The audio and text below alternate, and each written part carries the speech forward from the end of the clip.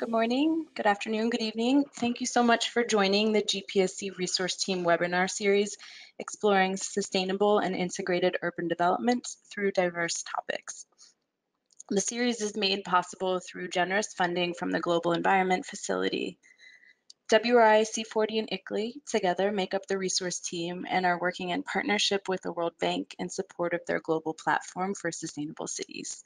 This platform brings together participating cities and a wide range of entities that are working on urban sustainability issues to create a shared platform for global knowledge and an evidence-based integrated approach to realize very worthwhile outcomes. The intention of the webinar series is to present on a broad spectrum of topics and technical solutions while reinforcing the importance of integrating necessary sectors, actors, or financial components to make these solutions viable. Today, we're going to hear an introduction to city-level climate action planning. Cities are, in many ways, well positioned to play a leading role in helping meet the ambitious goals of the Paris Agreement. Some have already demonstrated their ability to mobilize, set targets, and implement plans and policies faster than national governments, setting a course of low-carbon development that has multiple co-benefits, including strengthening local economies and improving air quality. As producers of up to 70% of energy-related carbon dioxide emissions, it is critical that cities continue to push the boundaries of what an ambitious climate action plan can achieve. And the first step is to understand what makes a good climate action plan.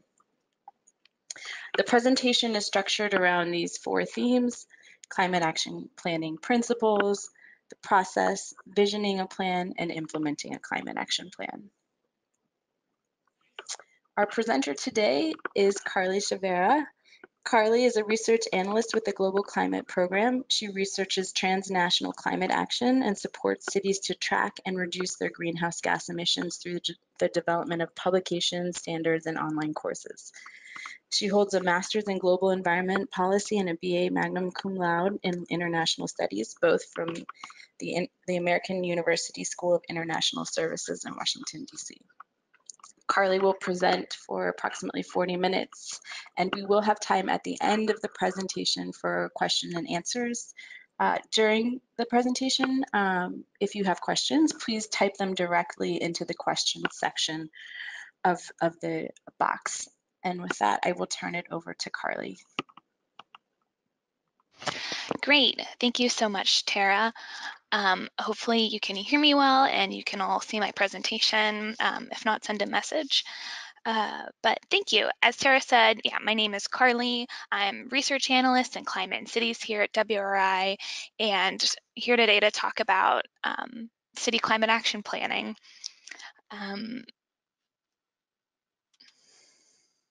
Okay, so again, the objectives for today, I want to start off by talking about what exactly is a city climate action plan? What are some of the principles of city climate action plan? How do you know you're doing it well? What should cities strive for? And then want to get down into the nitty-gritty of how to go about making a climate action plan. And I'll have specific examples there as we walk through that. Again, don't forget to write down your questions as they arise, and I can address those at the end of the presentation. Okay, so before we get started, just a quick note on the source material here. So this presentation is based on a learning guide that was created for the City Fix Learn. You can find it at the web address in the bottom left-hand corner of the slide there. Or if you don't get the chance to take it down, you can find it by going on the cityfixlearn.org, and in the learning guide section, you'll see this learning guide on city climate action planning, along with some other potential guides that might interest you on other topics such as mobility. And the scope of the learning guide was essentially a review of existing resources on climate action planning, a look at some cities' climate action plans, and it's not necessarily the only way or the way to do climate action planning, but really try to look at all the existing material out there and distill it down into an introductory 101 course for your reference. So with that, let's get started on what exactly do I mean when I'm talking about climate action planning. So when we think about climate action planning, really we're thinking of it as a framework for cities to work towards reducing or mitigating their greenhouse gas emissions. So there's not an assumption here that a climate action plan isn't the only plan a city has. It's really with the realization that cities have other priorities. They have other sectoral plans, such as transportation plans, building codes, etc. And the idea with the climate action plan is to be able to work in coordination with other city plans to streamline the climate goals and, again, create this framework to reaching that ambition that Tara was talking about in the introduction. One other quick note on climate action plans is that they can also focus on adapting to the impacts of climate change, as well as mitigating the effects of climate change, or both. For the purposes of the learning guide that was created, and for this presentation, we're focusing on mitigation plans only, although you will be able to find in the learning guide references for adaptation plans, and you'll find that a lot of the planning principles and the process is the same for whether it's adaptation or mitigation, with some slight changes here and there. So now that we know what a climate action plan is, we talk about what's in it. Well, climate action plans come in many different shapes and sizes. Of those that are out there, they have different approaches, different ways of going about creating this framework. But on the whole, most of them contain these three things. So firstly, they have somewhere in there their citywide emissions mitigation goal. And this is really important to have in the plan because it sets that vision of ambition for which actions you're choosing, how many you're choosing, that climate action that you're working toward. And then, of course, with the goal, the climate action plans have these actual actions that in concert are meant to reach that goal. And we'll go over in more detail about how to select actions and how to give them enough detail for the plan. So then once the target is set, the actions are in the plan. Thirdly, many plans have indicators in the plans to help track progress towards reaching the mitigation goal. The indicators can be climate specific. They can be about other benefits such as jobs created, green space, things of that nature. And again, we'll go over this in a bit more detail, but this is generally what most of your climate action plans are going to have in them. So then to get even more specific, I often get asked, well, what is it when you mean climate action? What can that entail? Well, again, climate actions come in many shapes and sizes. And as I have here, they can be anything from building code or public transport policy, anything when we're talking about climate mitigation, anything that's directly or either indirectly working towards reducing greenhouse gas emissions. So again, policy, specific project. I have some examples here that I pulled up, one from Cape Town, that one of their actions in their climate action plan is to update lighting efficiency and install automatic meter readers in municipal buildings. So again, you can see something very specific. And the next one I have in the Surratt Resilience Plan is establish mechanisms to increase sustainable and shared mobility. So again, just some examples here. We'll go over in more depth how to select and specify these actions. The point here is that climate action is a pretty broad term that we're using in the context of these climate action plans. Okay, so now with that understanding, I want to start talking about what are some of the principles for climate action planning and essentially what makes a good climate action plan. So the first principle, of course, is this idea of ambition. With the aim here that cities are pushing to do more than their national, than the national commitment to Paris, and to reduce more greenhouse gases per capita, or however the city wants to frame its climate commitment. But the climate action plan here should be ambitious. It should be achievable, but really pushing the envelope there. And then secondly, again, it goes back to this idea of being comprehensive and integrated with other city plans. So, with noting here that activities that generate carbon emissions happen throughout the economy. Likewise, the climate action plan should be tuned into all the different sectoral plans of a city and should be working across city departments and other city plans to unlock this emissions ambition.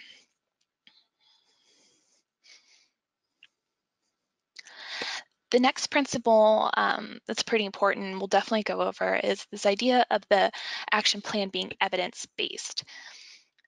So it's important that the plan, when going about creating that mitigation goal and creating the actions, that they're based on either existing data within the city, or maybe data from a different department, or maybe it requires conducting a survey, or having a study for the purpose of the climate action plan, so that the city can create both a realistic and an ambitious goal. Having a proper evidentiary base is really important.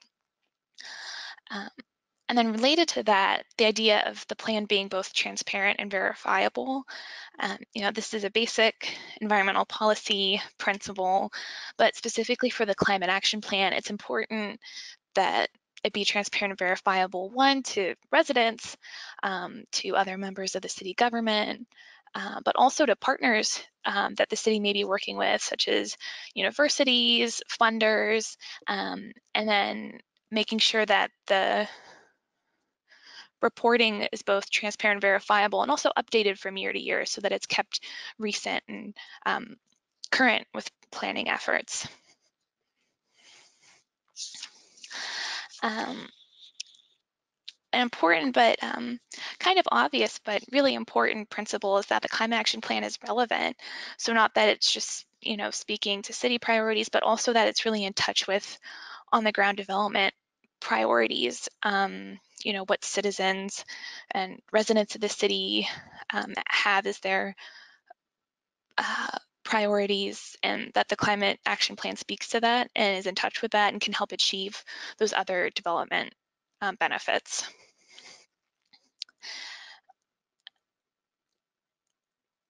The next principle, that the plan is actionable, makes sense, but it's important in the context of climate action planning that the action be, specific enough and actionable in the sense that, it's responsible, it has the financial backing, and there's capacity to actually achieve the actions within the plan. And then finally, inclusivity and fairness.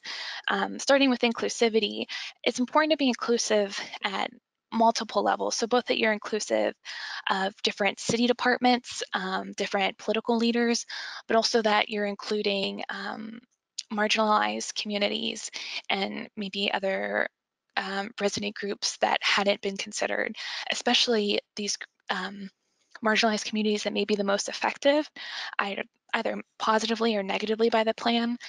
And that ties into this idea of fairness, that both the risks of climate change, but also the benefits of enacting the climate action plan are distributed equally across different segments of the city.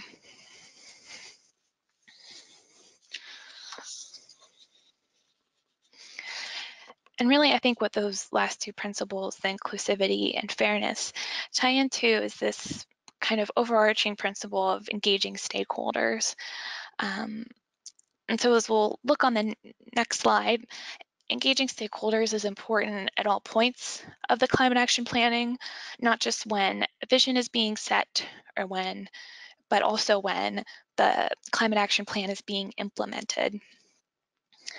And when we're talking about stakeholders, again, this idea of stakeholders at multiple levels, that political leaders, different city department officials in different departments, then where climate action planning may sit, different civil society representatives, and again, also different marginalized or potentially affected communities, that they're not just being consulted, but also that their opinions are voiced and taken into consideration throughout the planning process. And just this, aside from the fairness principle, it's also important because it improves the perceived legitimacy of the plan. You know, it's more likely to be enacted and promoted if everyone's on board, but also it just enables better decision making. If you hear from a community about a specific policy not working the way it's designed, then those changes can be made and improved, and the plan becomes more actionable and potentially more effective. Now, with that said, it does take some time and resources for city planners to, be looking into this explicitly and extensively. And so it really requires early on, before some of the planning has even begun, for the city planners to identify who these key stakeholders are, maybe do a stakeholder mapping exercise, and then creating a plan to go about including them and encouraging their participation in the planning process. So with that, I want to move on to the walkthrough of what is the climate action planning process. You can see here at the bottom the stakeholder engagement arrow. So that's just to speak to what we were just talking about engaging stakeholders throughout the process. And then you see here three different, what I like to call phases of climate action planning. Starting with the first phase is visioning. So this is where the city collects its evidentiary base and it sets a vision for what the climate action ambition is going to be. The second phase is this planning phase, where the city planners will prioritize which types of actions will be most important or effective, defining the actions, and then creating the actual climate action plan that you're going to walk away with. And then the third phase, once you have the plan, is moving into the implementation of the actual plan.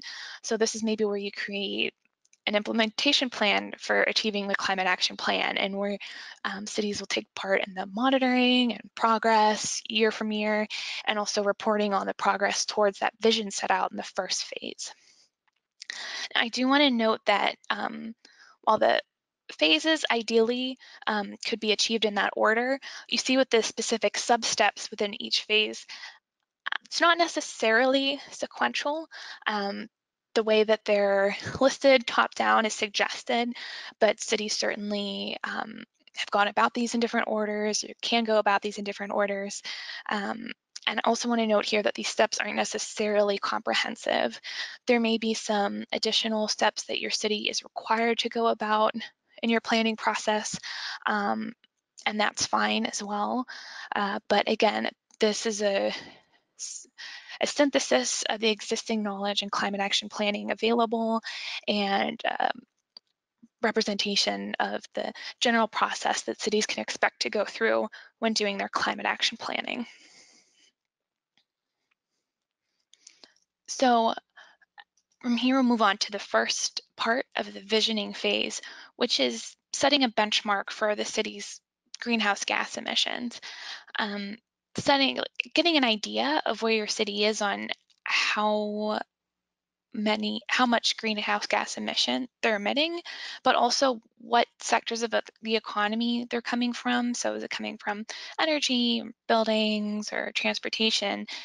Is, you can imagine, really important for the climate action plan to help you choose what's the correct level of ambition for each action, but also which sectors should the actions be focused on.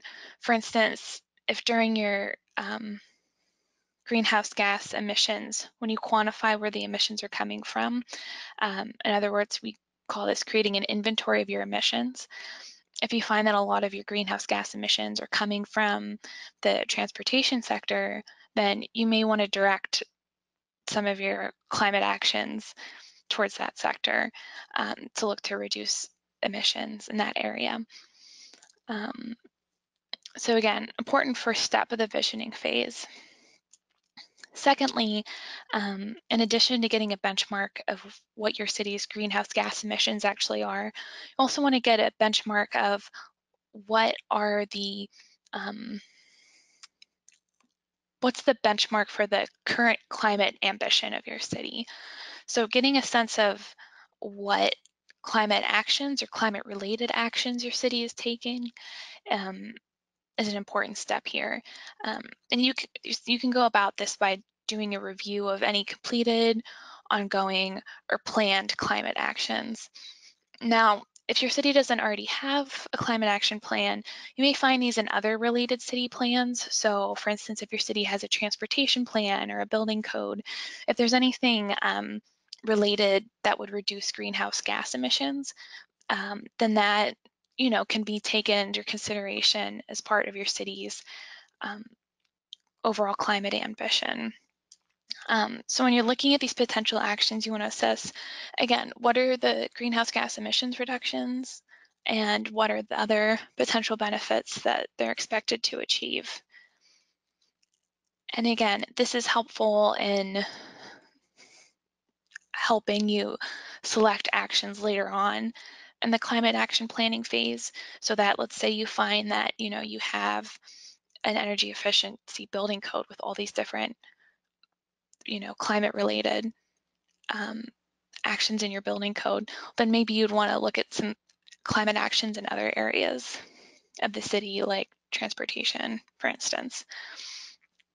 So once you have this benchmark for your greenhouse gas emissions, what ongoing climate actions or climate related actions your city is taking, then you move into this final phase of the visioning process where you set that emissions reduction target.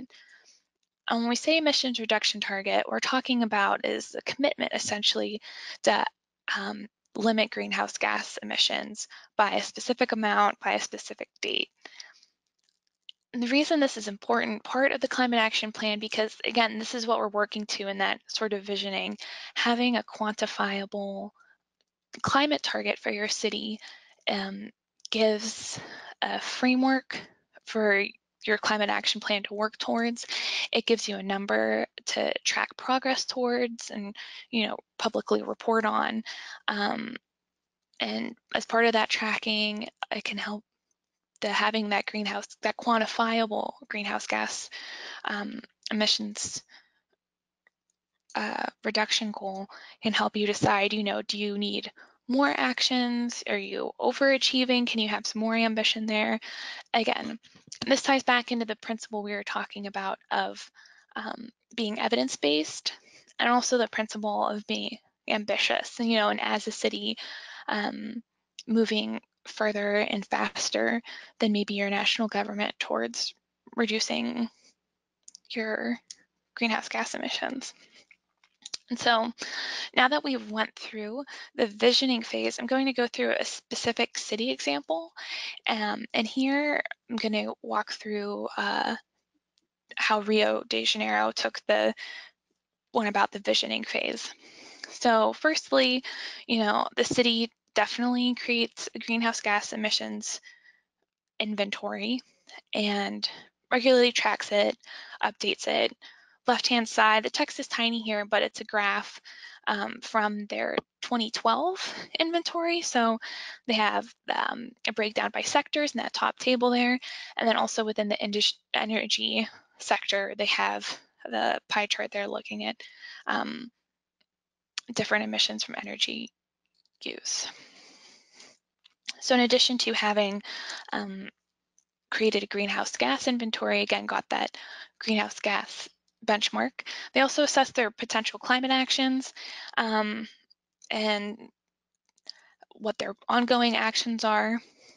And so again, having had these two things, they went about and were then able to set their emissions reduction target. They took both the greenhouse gases and ongoing actions into account, and they set a goal of reducing by equivalent of 1.8 million metric tons by 2016. So again, this was a past process that they had taken. And so tiny text here on the right, but what's the important takeaway? So this is their table of what their expected greenhouse gas emissions are for 2016. And the bottom in there, the second to last line, is what their estimated emissions reductions are. And then in that last line, their targets, you can see there that they use that number slightly more ambitious than what their projected was. So again, they took into consideration what their greenhouse gas emissions would be and then set a slightly more ambitious goal for that. So now that we've walked through the visioning phase, we're now going to go into that second phase, which is actual planning, so putting together the climate action plan. When going about creating the climate action plan, there's an infinite amount of actions that could potentially be selected. So the first step is to go about prioritizing which climate actions to include in the plan. So there's different criteria for doing this, starting off with using that information that your city gathered in that visioning phase. So your climate action should take into consideration where your emissions are coming from, which you would have found in your greenhouse gas emissions inventory. And also, again, looking at what you found from the review of your existing actions. If you're missing actions in a particular sector, or if you have a lot of actions in one sector, this can help you inform where to go about where you'd want to have additional actions and projects to reduce emissions. Now, in addition to that, there's other prioritization criteria, which could be the availability of funding. Do you have funding in a certain area? How many actions can you really well fund? Also want to consider what your stakeholder input was. So again, stakeholder input and public engagement should run throughout the process. So what is it that you're finding from within the government and political leaders, and also from the residents, who will be most impacted by the plan? What are their priorities? I want to take that into consideration when you're selecting actions for the plan. You also want to consider the balance between adaptation and mitigation goals, and how can both be achieved within an existing or potential future adaptation plan. And finally, you want to consider what are the synergies with local development priorities. So there's certain actions going to bring about a better developmental benefit for the city.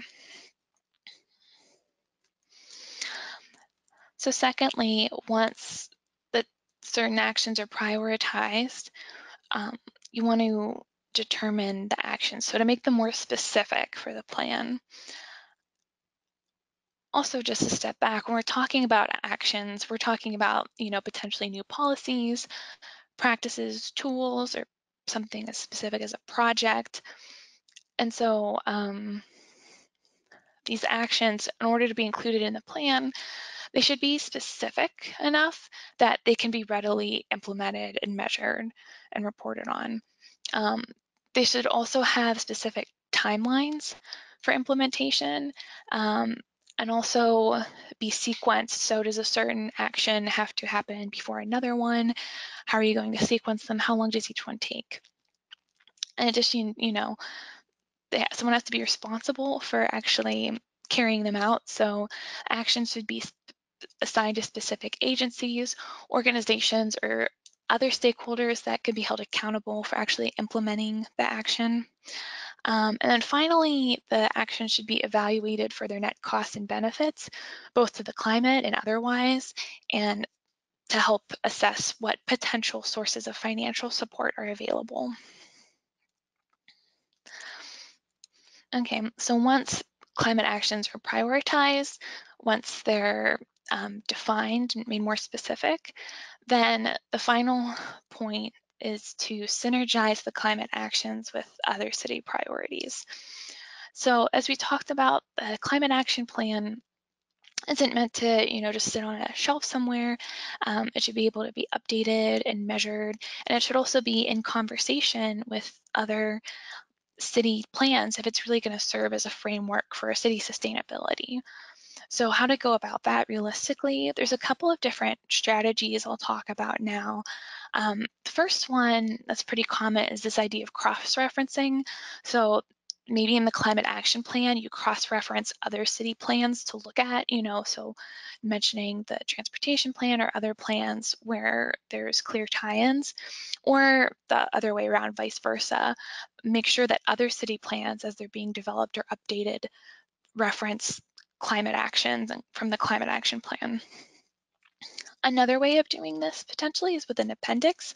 So having appendices either in the climate action plan that lists the relevant other city plans, or again, the city plan lists specific items of the climate action plan in an appendix. This same strategy can also be done in a chapter. So one of the plans has a chapter in which it references the other. And then finally, there could be kind of just integrating throughout. So let's say all city plans have somewhere in there about the emissions reduction target or other specific relevant actions to that city plan directly integrated into it.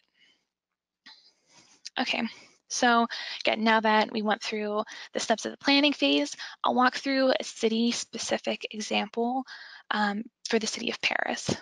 So in their newest climate action plan, they got about 700 proposals for different actions or projects.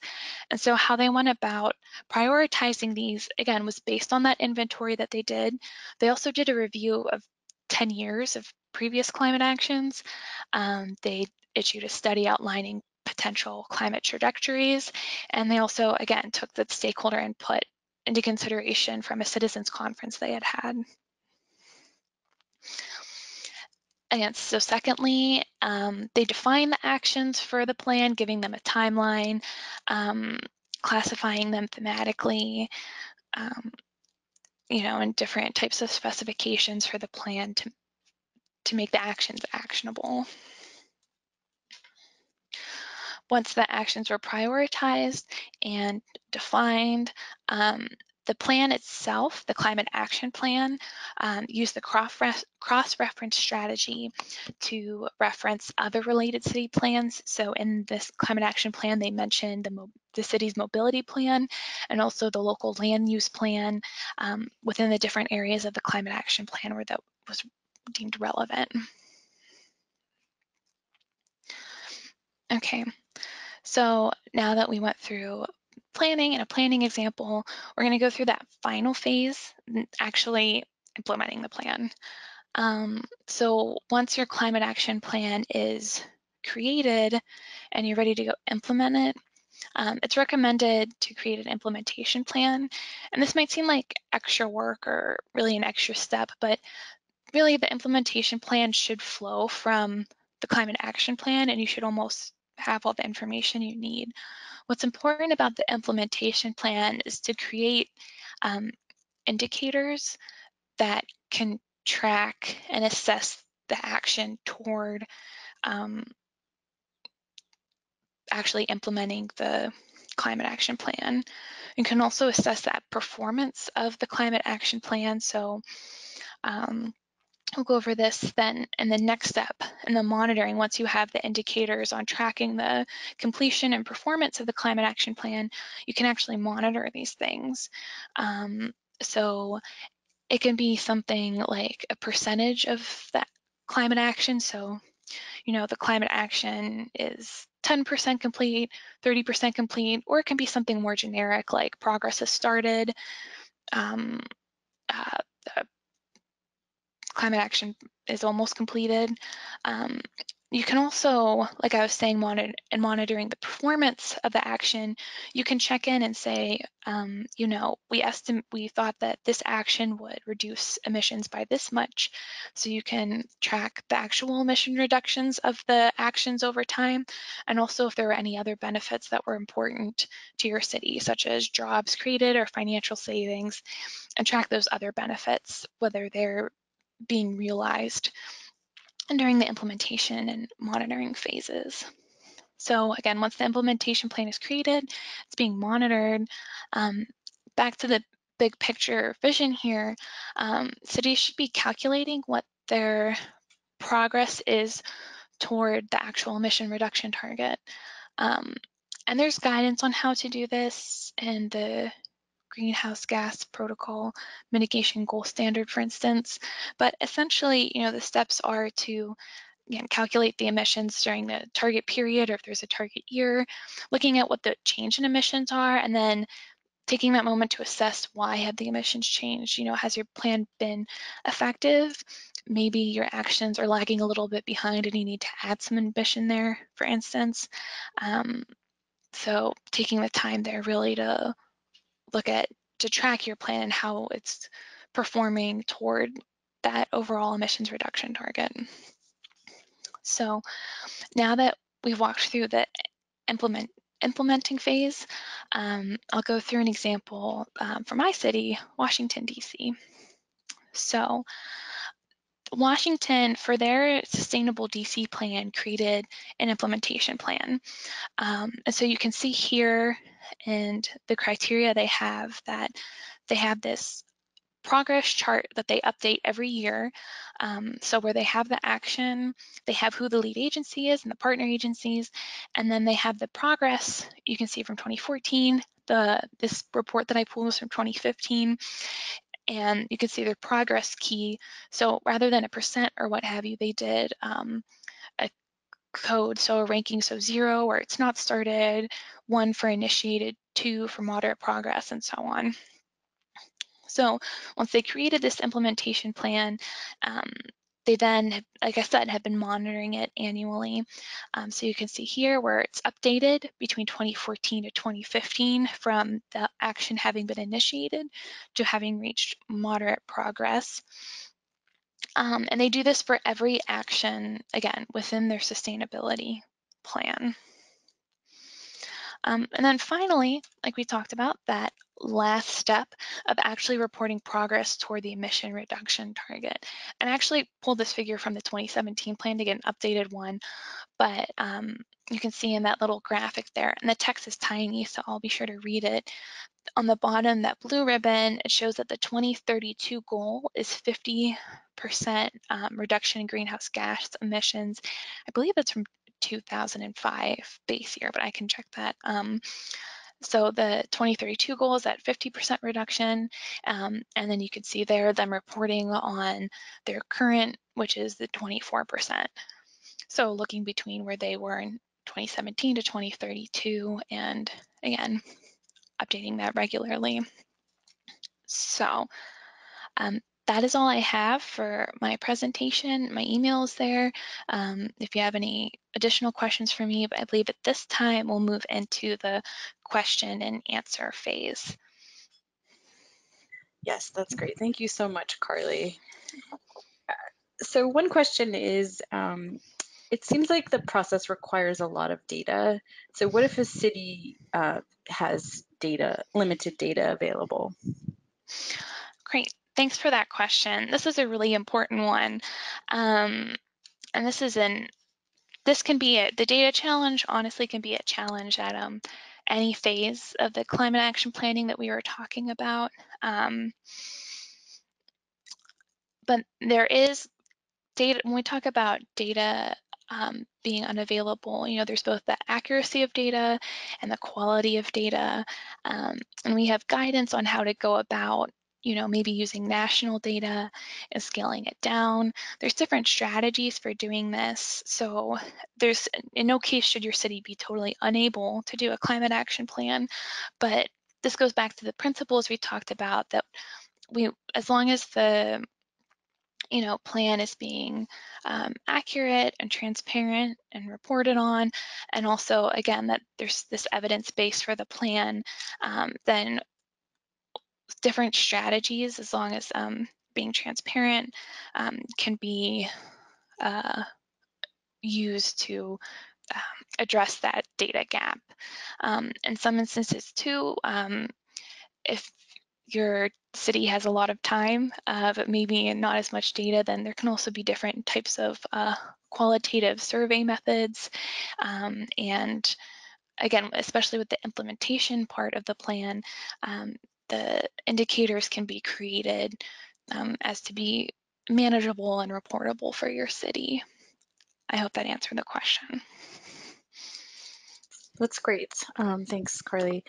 So what if a city already has a climate action plan? How is this helpful in informing them?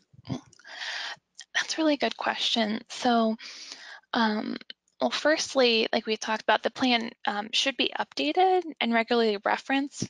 So maybe if your city's planning on going through an update, using this as a guide for your new plan.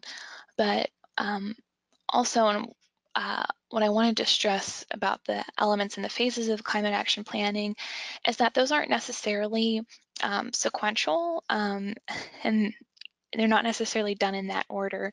So if your city already has a climate action plan, I'd be wondering, do you have an implementation plan? How regularly are you monitoring the progress and reporting on that?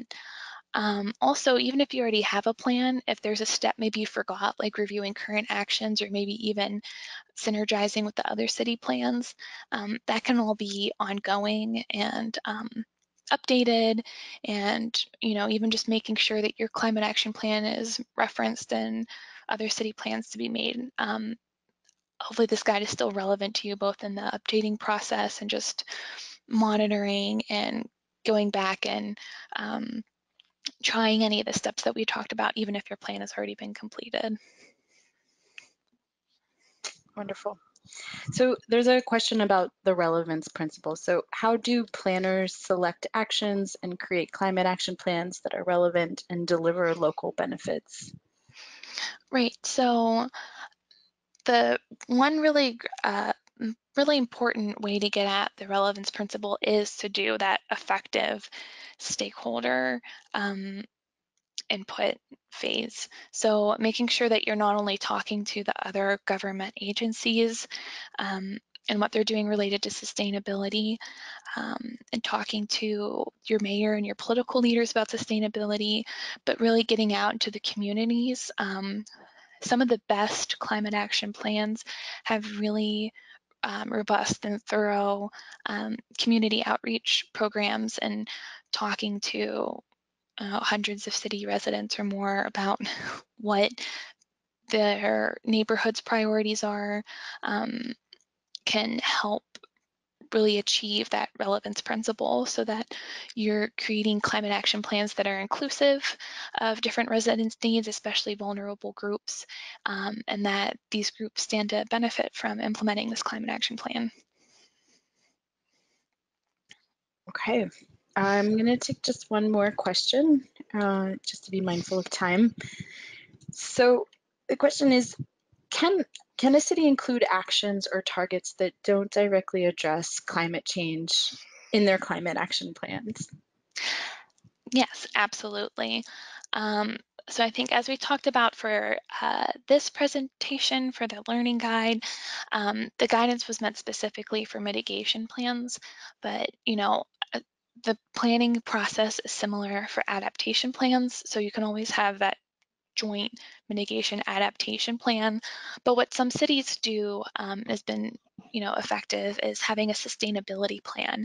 So maybe with some more overarching principles, or even within a climate action plan, having a goal for job creation, or having public health goals within a sustainability plan or climate action plan framework is definitely something that can be done and sometimes can help improve buy-in of the plan.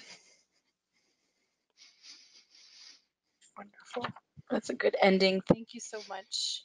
Thanks again to all of you for joining us today. If you're interested in the series, you can find it at www.thecityfixlearn.org or www.thegpsc.org under the news and blog section.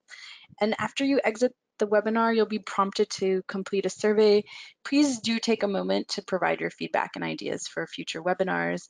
If you have any questions, you can contact Valeria or myself. Our emails are here. And on behalf of the resource team, I'd like to thank Carly for this comprehensive introduction to city climate action planning, and to Valeria Hurtado for her continued support and the coordination of these webinars, and to the Jeff and the World Bank for making this series possible. Thanks very much. See you next time.